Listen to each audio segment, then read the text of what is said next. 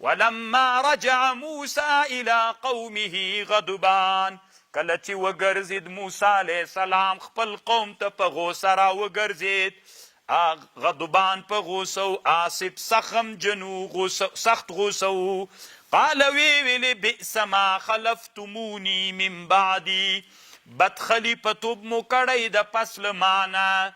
زه چې لاړم تاسې ما په قوم کې له دا خلافت وکړو، ما تورات درته راوړ، تاسې دلته خوسی په عبادت نیولی. عجلتم امر ربکم، ایا تاسې تلیوار وکړو په امر د رب کې مو. والقى الالواح، وای چولی تختی، دلته وی تختو کې بعضې تختی ماتم سولي چې وای چولی.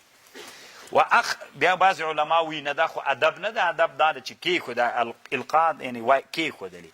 واخذ برأس اخیه یجره الی، په ښي لاس یې طالبانو له سر نه هارون علیه السلام راونی او چپ لاس باندې لګیري نه سره.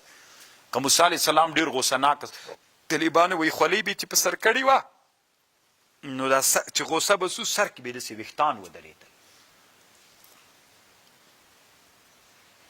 واخذ برأس اخیه یجره، هارون علیه السلام یې داسې راکش کړ، ته ما دلته پریښی ولې دوی بیا تا نه ګمراه سول. قال ابن امي، ای د مور زویا، ان القوم استضعفوني، دی قوم ز ضعیف ګرځولی وم، وقعدو قریب و چې مړ مې کی. فلا تشمت بی الاعداء، ما خوشحاله و په ما باندې ورونه دښمنان.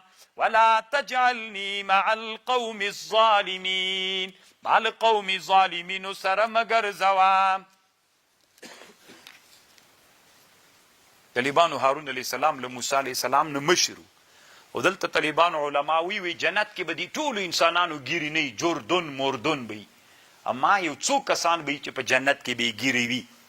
د آدم علیه السلام به ګیري، ځکه دنیا کې آدم علیه السلام وی کوڅو ګیره نه وه او د هغه ګیره نه وه څه ورته وي. د هارون علیه السلام به طالبانو ګیره نه وي بیا هلته.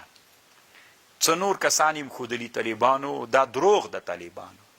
تحقیق البغیه هل لاحد فی الجنة لحیه، نه طالبانو په دې کتاب جوړ ده.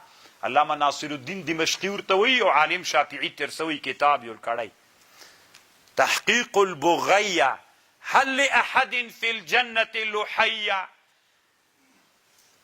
تحقیق بغیه هغه شی چې ته طلبوي، په جنت کې به د چا ګیره وي؟ نه طالبانو د ټولو به نه، استثناءات چې راغلي ټول احادیث دروغ دي.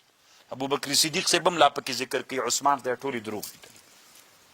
ما سره شته دا کتاب. قال رب اغفر لي ولأخي وادخلنا في رحمتك وأنت أرحم الراحمين. إن الذين اتخذوا العجل سينالهم غضب، زردو برسیگی دوی تا غضب من ربهم وذلة في الحياة الدنيا وكذلك نجزي المفترين. دویم لږ دمه وکئ که نه